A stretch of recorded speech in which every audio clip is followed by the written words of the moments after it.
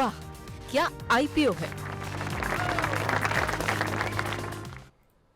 वाह क्या आईपीओ है। खास पेशकश हमारी आईपीओ बाजार का लगा हुआ है मेला। क्या चुने क्या छोड़ें, इस असमंजस में अगर आप भी हैं तो उस दुविधा का समाधान मिलेगा आपको इस सेगमेंट के अंदर, क्योंकि 5 आईपीओ इस समय खुल चुके हैं और इन पांचों में से शेयरों को चुनना, अच्छे ऐसे आईपीओ को चुनना जिसमें अच्छी लिस्टिंग गेन मिले या लंबी अवधि में अच्छा रिटर्न मिले, ये काफ़ी मुश्किल हो जाता है। ग्रे मार्केट प्रीमियम से लेकर के मैनेजमेंट से बातचीत तक हर समाधान आपको इस सेगमेंट में मिलता है। कल हमने एक मैनेजमेंट से बातचीत की थी। चलिए तो सबसे पहले इस सेगमेंट को शुरुआत करें, शौर्य को इंट्रोड्यूस कर देते हैं। हर रोज़ की तरह हमारे साथ शौर्य जुड़ चुके हैं। और सर, आपकी मांग जो है कल परसों नरसों लगातार आईपीओ बाजार पर जब भी हम चर्चा करते हैं तो शुरू हो जाती है, और ये हफ्ते में इतना बड़ा लाइनअप है तो लोगों की बड़ी मांग थी कि अरुण जी को बुलाइए, उनकी राय जानना चाहते हैं। तो एक एक करके आपकी सभी आईपीओस पे आपकी राय जानना चाहेंगे। शौर्य, शुरुआत कहाँ से करेंगे? जी, शुरुआत उनसे कर लेते हैं जो आईपीओ आज खुला है, फिर उन आईपीओ पे जाएंगे जिन पर अट्रैक्शन ज्यादा है। पहले आज जो आईपीओ खुला उससे स्टार्ट करते हैं। ठीक है। आईपीओ है वो इन्वेंचर्स नॉलेज सॉल्यूशन। उस पर अगर सब्सक्रिप्शन की बात करें तो बहुत ज़्यादा खास सब्सक्रिप्शन देखने को नहीं मिला है। पहले दिन अभी तक 0.3 टाइम सब्सक्राइब होता हुआ नजर आया, यानी 30% ही सब्सक्राइब हुआ है। रिटेल का कोटा 74 टाइम सब्सक्राइब हो चुका है। ग्रे मार्केट में नजर डालें तो यहाँ 28% का प्रीमियम मिलते हुए नजर आ रहा है। और कंपनी की बात करें, कंपनी जो है हेल्थ केयर कंपनीज को इन पेशेंट आउट पेशेंट के सॉल्यूशन प्रोवाइड करने के कारोबार में है, लेकिन उनमें बहुत ज़्यादा अट्रैक्शन में नहीं है और ज़्यादा ब्रोकर्स का भी कवरेज नहीं है। लेकिन जो ब्रोकर्स का कवरेज मिला उनका मानना यही है कि इसे लॉन्ग टर्म के लिए अप्लाई करना चाहिए। लॉन्ग टर्म के लिए अप्लाई करना चाहिए। रिटेल हिस्सा आप कह रहे हैं कि 70% के आसपास सब्सक्राइब हो गया? जी बिल्कुल, 74%। 74%, तो इतना खराब भी नहीं है। पहला ही दिन है, आधा दिन गुजरा है और 5 आईपीओ खुले हुए हैं। थोड़ा सा लोग भी देख रहे होंगे। स्वास्थ्य का इन्वेस्टमार्ट का कहना ये है लॉन्ग टर्म के लिए अप्लाई करें। मेहता इक्विटीज़ भी कह रहे हैं लॉन्ग टर्म के लिए सब्सक्राइब करें। सर, क्या सलाह रहेगी? आज से आईपीओ ये खुला हुआ है और कई सारे आईपीओ से बातचीत करनी है। पहले शुरुआत आज ये जो आईपीओ खुला हुआ है इससे करते हैं।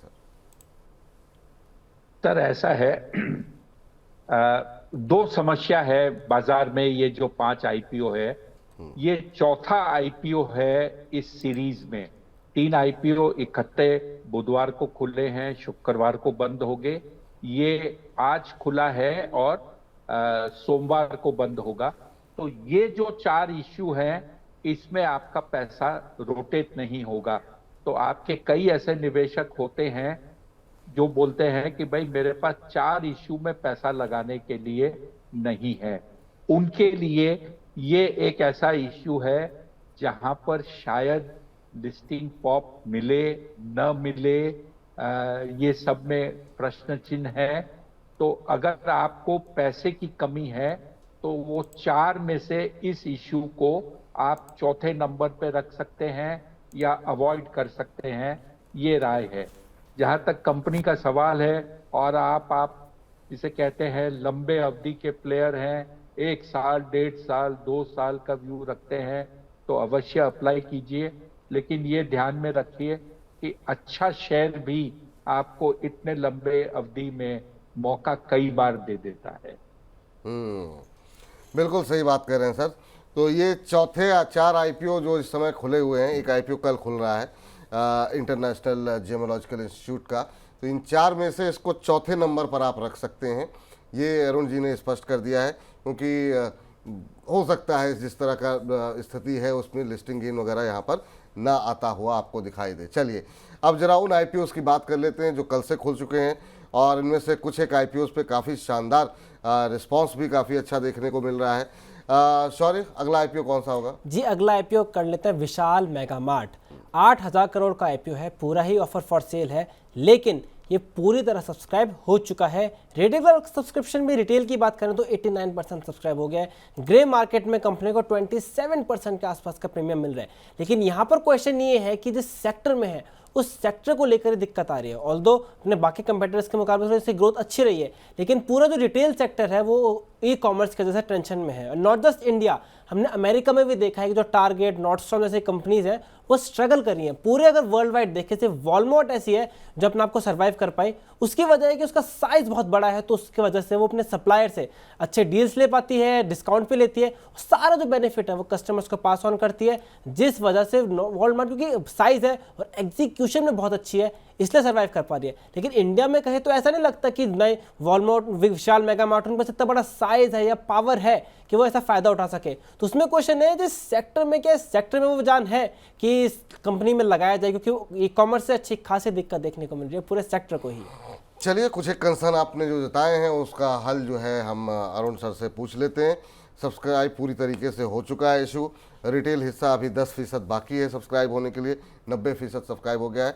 बड़ा इशू है ओएफएस के चलते, थोड़ा सा मुझे लगता है कि थोड़ा सा हो सकता है हिचकिचाहट होगी। पूरा ही हिस्सा ओएफएस का है तो लोग कई बार हिचकिचाते हैं, लेकिन ग्रे मार्केट में प्रीमियम अच्छा देखने को मिल रहा है। 74-78 रुपये के प्राइस बैंड पे अगर 21 रुपये का जो है अगर हम देखें तो ग्रे मार्केट प्रीमियम है तो उसे खराब नहीं कहा जाएगा। अरुण जी, आपकी टिप्पणी क्या होगी सर विशाल मेगा मार्ट? सर 3-4 चीज कहूंगा। अगर आप इस कंपनी को देखें तो इसके 3 बड़े सेगमेंट हैं। पहला सेगमेंट है अफोर्डेबल एस्पिरेशनल फैशन, जो लगभग 50% सेल जिससे आती है। दूसरा है जो आप जनरल मर्चेंडाइज की बात करते हैं, जिसके अंदर में कुछ छोटे अप्लायंसेज आ जाते हैं, गृहस्थी के जो सामान होते हैं, इक्विपमेंट बोलिए और चीज बोलिए, वो आ जाते हैं।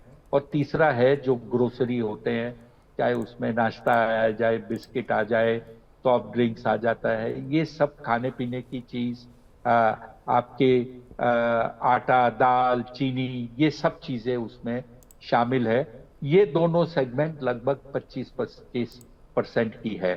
कंपनी के करीब 650 दुकान है और इसका टर्नओवर 8,900 करोड़ है।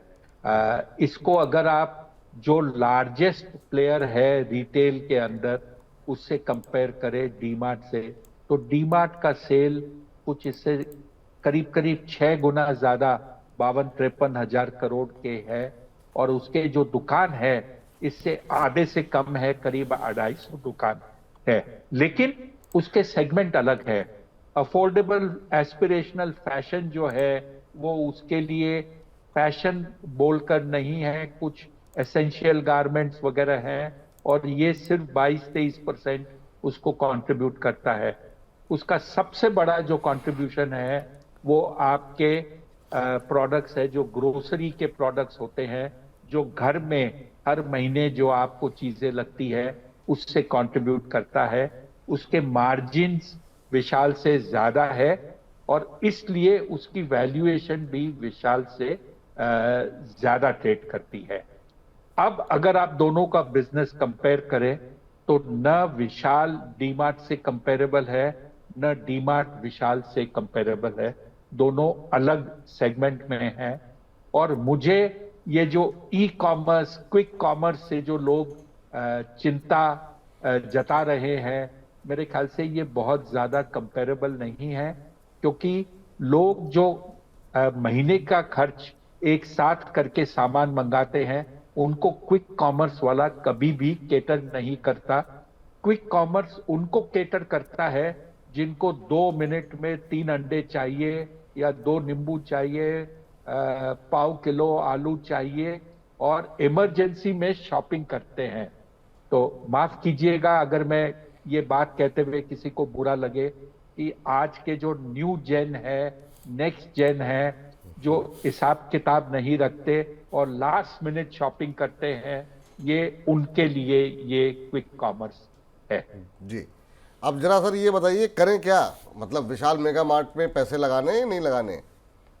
सर अप्लाई कीजिए, लिस्टिंग गेन मिल सकता है, और अगर आपको मान लीजिए 20 से 30% का लिस्टिंग गेन मिलता है तो हो सकता है आप एक व्यू लेकर प्रॉफिट बुक करें और फिर वेट करें शेयर कंसोलिडेट होकर एक अपने लेवल पर आ जाए, फिर डिसाइड कीजिए क्या करना है। ठीक है, तो अप्लाई कीजिए। आप अप्लाई करना चाह रहे हैं और लिस्टिंग गेन लेकर के लेकिन निकल जाइए। जिस दिन लिस्टिंग हो, अगर 20-25% का रिटर्न आपको मिल रहा है, 20-30% का, तो एग्जिट कर लीजिए लिस्टिंग वाले दिन ही। ये सलाह आपके लिए है, बाद में देखा जाएगा क्या करना है क्या नहीं करना है। चलिए अगली आईपीओ पे जाते हैं और जरा मोबीक्विक के बारे में थोड़ी सी जानकारी लेते हैं, क्योंकि यहाँ पर सबसे शानदार रिस्पांस देखने को मिला और कल ही पहले ही दिन जो है धमाकेदार एंट्री की है इस आईपीओ ने। शौर्य बताइए। जी बिल्कुल, अगर मोबीक्विक की बात करें तो अभी 13 गुना सब्सक्राइब हो गए, एग्जैक्टली करें तो 14 गुना के आसपास, 13.88 टाइम्स, जिसमें रिटेल का सब्सक्रिप्शन हो चुका है 47.5 टाइम, यानी रिटेल का अच्छा खासा इंटरेस्ट दिख रहा है। लेकिन इसमें ये भी इंपॉर्टेंट है कि रिटेल का हिस्सा खाली 12% के आसपास है पूरे आईपीओ में, तो वो भी एक रीज़न है जिस वजह से हमें रिटेल का इतना अच्छा सब्सक्रिप्शन दिखा। साथ ही साथ अगर ग्रे मार्केट में नजर डालें तो 55% का ग्रे मार्केट में प्रीमियम चल रहा है, और उसका मेजर रीज़न ये है कि इसका पीयर है पेटीएम, जो भी प्रॉफिटेबल नहीं हुआ है लेकिन ये प्रॉफिटेबल हो गया है, साथ में पूरा फ्रेश इशू भी है। तो ये सारे फैक्टर्स मोबीक्विक को जो है एक पॉजिटिव एडवांटेज देते हुए नजर आ रहे हैं, जिस वजह से रिस्पॉन्स भी अच्छा है और ग्रे मार्केट में प्रीमियम भी अच्छा खासा कमांड करते हुए नजर आ रही है। तो अभी तक के जो नंबर्स हैं सब्सक्रिप्शन के, जो नंबर्स हैं ग्रे मार्केट प्रीमियम के, वो इस पूरे आईपीओ के मेले में विनर एक तरीके से मोबीक्विक को बनाते हुए दिखाई दे रहे हैं। और यहाँ पर देखिए, आप ब्रोकर्स की राय, स्टॉक बॉक्स कह रहा है सब्सक्राइब करें, निर्मल बैंक सिक्योरिटीज़ कह रहा है सब्सक्राइब करें, KR चौकसी फिनसर्व कह रहे हैं सब्सक्राइब करें। इस बीच आनंद राठी और स्वास्थ्य का इन्वेस्टमार्ट, दो ऐसे ब्रोकरेज हाउसेज हैं जो कि थोड़ी सी राय अलग रख रहे हैं। इसमें से आनंद राठी का कहना है कि लॉन्ग टर्म के लिहाज से इसको सब्सक्राइब करें, और स्वास्थ्य का इन्वेस्टमार्ट कह रहा है कि इसको कॉशन के साथ थोड़ी सी मतलब जो है अलर्ट होकर के जो है यहाँ पर सब्सक्राइब करने की सलाह जो है मोबीक्विक पे दी जा रही है। लेकिन ज़्यादातर जो बहुमत है वो सब्सक्राइब करने की राय के साथ ही जाता हुआ दिखाई दे रहा है। चलते हैं अरुण जी के पास और अरुण जी से पूछते हैं, sir grey market premium subscription के आंकड़े ये तो काफ़ी शानदार पहले दिन से ही हैं, अभी भी ये देखने को मिल रहे हैं। 47 गुना से ज़्यादा रिटेल हिस्सा सब्सक्राइब हो चुका है, तो आईपीओ मिलना अपने आप में एक चैलेंज होगा। आपकी लेकिन राय क्या है इस आईपीओ को लेकर के? सर सबसे पहले जो 4 इश्यू हैं उसमें इसका नंबर आएगा पहला। जो आपको मेरिट लिस्ट की जो आप बात करते हैं उसमें नंबर आएगा पहला। दूसरा, ये सेकंड टाइम रीफाइल किया गया था इश्यू, इसके अंदर में साइज ऑफ इश्यू कम की गई थी और इसका जो पहले कुछ OFS था वो इसमें से हटा दिया गया है। कंपनी का जो बिजनेस है बड़ा इंटरेस्टिंग है। ये एक प्लेटफॉर्म कंपनी है जो बायर और सेलर को इकट्ठा एक प्लेटफॉर्म पर लाती है और एक बड़ा अपॉर्चुनिटी देती है BNPL का। BNPL का फुल फॉर्म है बाय नाउ पे लेटर। मान लीजिए आपने कोई चीज सिलेक्ट करी और आप उसका पैसा नहीं देना चाहते हो, तो आपको ऑप्शन है कि आप उसके ऊपर टिक मार्क करें कि मेरे को BNPL के तहत ये प्रोडक्ट खरीदना है। जो इस प्लेटफॉर्म पे दूसरे लेंडर्स हैं जो आपको आपकी रिक्वायरमेंट, आपकी क्रेडिट रेटिंग के ऊपर आपको उधार देने को तैयार हैं, तो आपको वो खरीदने का मौका मिल जाएगा बिना पैसे दिए। और ये जो लागत आती है, लायबिलिटी कि भाई पैसा आप टाइम पर दो न दो, ये मोबीक्विक पर नहीं आती, ये जो लेंडर है उसके ऊपर आती है। मोबीक्विक को सिर्फ एक प्रोसेसिंग फी मिलती है जिससे कि वो ये दोनों को आमने सामने खड़ा करती है। बिजनेस मॉडल अच्छा है। प्रॉफिटेबिलिटी लास्ट ईयर पहली बार कंपनी ने अचीव की है और स्केलेबिलिटी इस धंधे में बहुत जल्द होती है। तो ये सब देखते हुए अपॉर्चुनिटी अच्छी है। ग्रे मार्केट प्रीमियम 50% के ऊपर है, आपको कमाने का मौका मिल सकता है। और क्योंकि इशू की साइज छोटी है, महज 550 करोड़, इसके अंदर में डिमांड एक्सपेक्टेशन कुछ ज्यादा है बनिस्बत दूसरे इशू की जिसकी साइज विशाल रिटेल की 8000 करोड़ की है। तो नंबर 1 पे है मूवी। तो सर ये लिस्टिंग गेन के लेकर के निकलना है इस पे या फिर लॉन्ग टर्म के लिए बने रहना है? और जब इतना बड़ा सब्सक्रिप्शन होता है तो बहुत लोग छूट जाएंगे, तो क्या लिस्टिंग के दिन अगर 50% प्रीमियम पे लिस्ट होता है तो क्या कूद करके तुरंत खरीदने की गलती करनी चाहिए, या फिर आपको लगता है कि थोड़ा सेटल डाउन हो जाए उसके बाद देखा जाएगा? तो देखिए, इंटरेस्टिंग है ग्रे मार्केट प्रीमियम। इशू छोटी है, क्यूआईबी का नंबर कल आएगा और मान लीजिए कल कुछ इस इशू में पागलपन देखने को मिले जहां पे क्यूआईबी 100 टाइम, 150 टाइम, 200 टाइम हो जाता है, तो शायद ये प्रीमियम जो आज 50-55% के बीच में है, इसमें भी एक वृद्धि देखने को मिल सकती है। तो रणनीति आज तय मत कीजिए, कल शाम को जब फाइनल आंकड़े आ जाए उसके बाद तय करना चाहिए। लिस्टिंग तो शेयर का बुधवार को होगा। अब अगले हफ्ते फिर आपको लेकिन समय देना पड़ेगा ताकि लिस्टिंग के बाद की रणनीति जो है वो आपके साथ डिस्कस की जा सके। इन आईपीओज में समय मिलना थोड़ा सा मुश्किल रहता है सर आपका, और जो है इस बीच चलते हैं जरा अगले आईपीओ की तरफ रुख करते हैं। और आखिरी आईपीओ जो है वो है साई का। साई की मैनेजमेंट कल हमारे साथ थी, तो अगर आप मैनेजमेंट को सुनना चाहते हैं तो आप कल का वाकया आईपीओ सेगमेंट देख सकते हैं। हालांकि बहुत लोगों ने उस पर टिप्पणी की कि अंग्रेजी में क्यों बोल रहे हैं एक्सपर्ट आपके, तो सर ठीक है, वो साउथ से थे और मतलब अगर वो हिंदी में कंफर्टेबल नहीं है तो जिस भाषा में कंफर्टेबल हैं तो उनको बोलने दीजिए, आप लोग नाराज़गी क्यों जाहिर करते हैं। चलिए शौर्य बताइए आखिरी जो है आईपीओ के डिटेल्स जो है। जी बिल्कुल, अगर साई की बात करें तो यहाँ भी आईपीओ पूरी तरह सब्सक्राइब हो चुका है। लेटेस्ट आंकड़ों के हिसाब से 1 टाइम्स भर चुका है। हालांकि सबसे कम सब्सक्रिप्शन है रिटेल का। रिटेल यहाँ पे 30% सब्सक्राइब होता हुआ नजर आया है, और हाई नेटवर्थ इंडिविजुअल क्यूआईबी की बात करें वो 2.77 टाइम्स चल रहा है। कंपनी का बिजनेस बेसिकली ये है कि जो फार्मा कंपनीज होती हैं ड्रग्स बनाने के लिए R&D का काम करती हैं, पेटेंटेड ड्रग्स के लिए, और साथ में CDMO का भी, मतलब मैन्युफैक्चरिंग का। उसके अगर बात करें तो इसमें GMP इतना अच्छा नहीं चल रहा है, खाली 6% का ही मिलते हुए नजर आ रहा है। और उसका मेजर रीजन है प्राइसिंग। जो इनका वैल्यूएशन है, प्राइस टू अर्निंग्स मल्टीपल, वो इनके पीयर्स के मुकाबले थोड़ा ज़्यादा है। जिसमें दिवीज देख लें, स्वैन देख लें, इनका इसका 120 है, बाकियों का भी 100 से ऊपर है, लेकिन इसका ज़्यादा है। लेकिन यहाँ एक बात ध्यान रखनी है, कंपनी की प्रॉफिटेबिलिटी बढ़ी है जो उसके पीयर्स की नहीं बढ़ी। उसकी वजह ये हमने मैनेजमेंट से पूछा भी था, तो इसका बेसिकली पॉइंट ये है कि मैनेजमेंट ने स्टार्टिंग में पैसा लगाया था अपने कैपिटल, फिजिकल में भी और ह्यूमन में भी, और वो उसका रिजल्ट मिला है, जिससे एफिशिएंसी इंप्रूव हुई है, टर्नओवर इंप्रूव हुआ है, साइकिल छोटा हुआ है, वर्किंग कैपिटल साइकिल। उस वजह से प्रॉफिटेबिलिटी इस कंपनी की इंप्रूव हुई है, लेकिन बाकी कंपनियों की नहीं हुई, इसलिए थोड़ा प्रीमियम ज़्यादा है। बट ऐसा लग रहा है मार्केट में फुली प्राइस्ड इन है, कुछ स्कोप नहीं छोड़ा, इसलिए प्रीमियम ज़्यादा मिलता हुआ नहीं चल रहा है ग्रे मार्केट में। ग्रे मार्केट में प्रीमियम यहाँ पर नहीं देखने को मिल रहा है, लेकिन आईपीओ जो है पूरी तरीके से सब्सक्राइब हो गया है। यहाँ पर स्टॉक बॉक्स का कहना ये है कि आप सब्सक्राइब करें इसको, बीपी वेल्थ का भी कहना ये है कि सब्सक्राइब करें। वहीं आदित्य बिरला कैपिटल का मानना ये है कि अगर आप सब्सक्राइब कर रहे हैं तो नज़रिया आपका लंबी अवधि का होना चाहिए। और एसबीआई सिक्योरिटीज़ का कहना ये है कि इसको लंबी अवधि के लिए सब्सक्राइब किया जाए। तो ये राय जो है वो ब्रोकर्स की निकल करके आ रही है।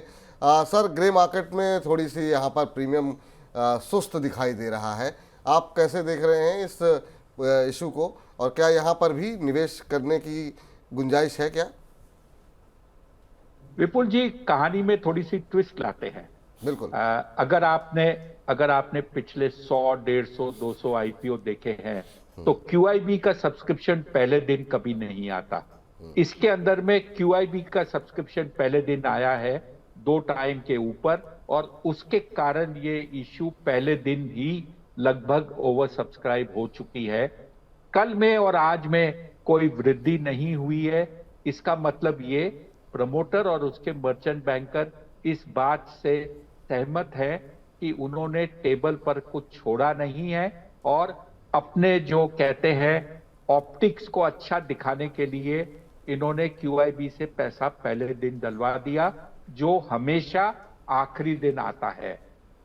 जब ये उन्होंने भी एक्सेप्ट कर लिया तो अपने को जल्दबाजी क्या है, छोड़िए, इस इशू में पैसा न डालिए, लिस्टिंग होने के बाद देखेंगे क्या रिस्पॉन्स है।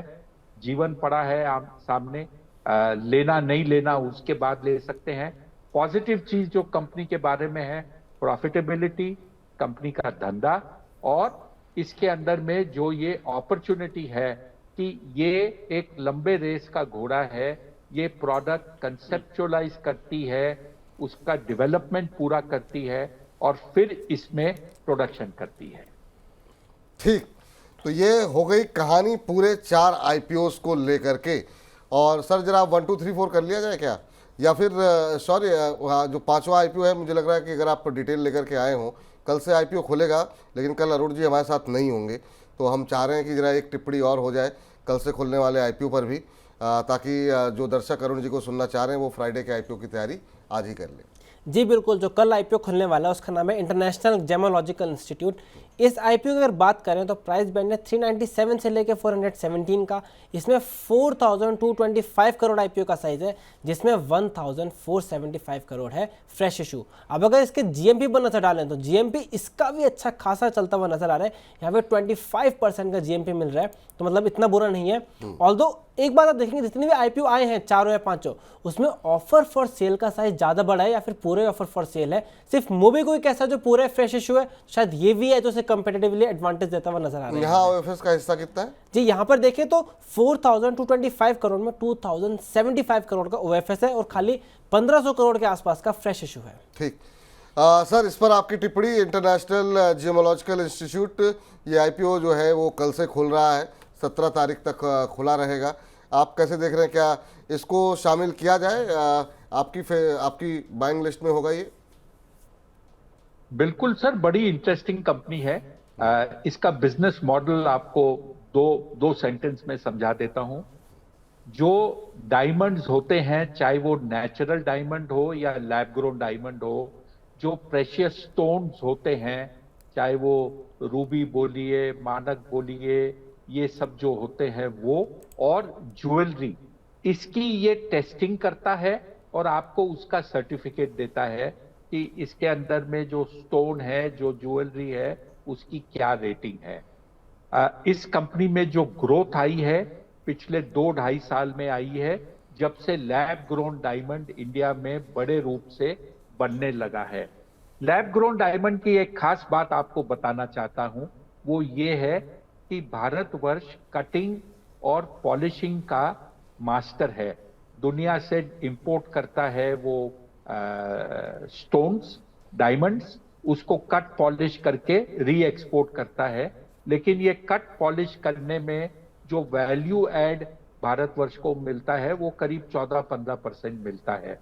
जो लैब ग्रोन डायमंड है वो पूरा का पूरा इंडिया में बनता है, 100% वैल्यू इंडिया को मिलती है और बहुत हद तक, बड़े हद तक इसकी ज्वेलरी भी जो होती है इंडिया में बनती है। हालांकि फिनिश डायमंड कट पॉलिश होकर भी एक्सपोर्ट होता है, तो इससे बहुत बड़ा फायदा इंडिया को हो रहा है। और इंडियन जेमोलॉजिकल इंस्टीट्यूट में जो एक ग्रोथ देखने को मिली है वो ये लैब ग्रोन डायमंड के तहत मिली है।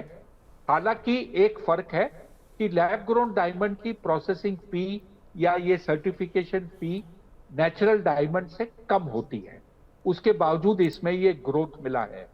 दूसरा जो इंपॉर्टेंट चीज है, इसका जो क्लोजेस्ट कंपेटिटर है वो लैब ग्रोन डायमंड का सर्टिफिकेशन का काम नहीं करता।